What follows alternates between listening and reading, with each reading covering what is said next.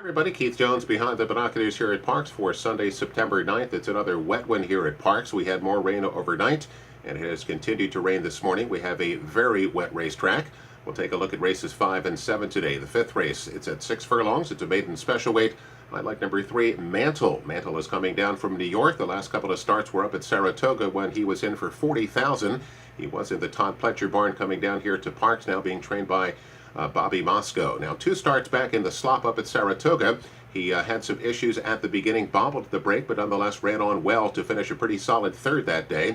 And again, had trouble next time out up at Saratoga, was in again for $40,000 and got banged around at the start, but nonetheless after that ran on well to finish again a pretty decent third.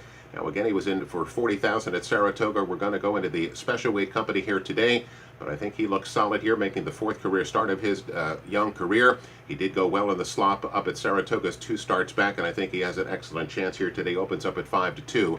Let's try number 3, Mantle, in the 5th race. Now, race number 7 is an optional claimer at 7 furlongs. It's a second level allowance condition or a claiming price of $25,000. A very solid entry being sent out here by Top Notch Racing. That's number 1, Ruby Blue, and number 1A, Graves Island. Let's talk about Ruby Blue.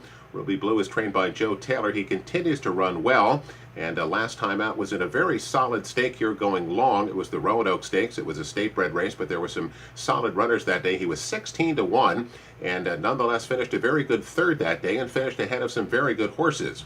Now, he has been consistently good for Joe. I like the cutback in distance at the 7 furlong distance. He has made 4 career starts. He's been first or second in 3 of those 4, and has also shown the ability to handle the off-going. 4 career starts on a wet track. He does have 2 wins, a second and a third.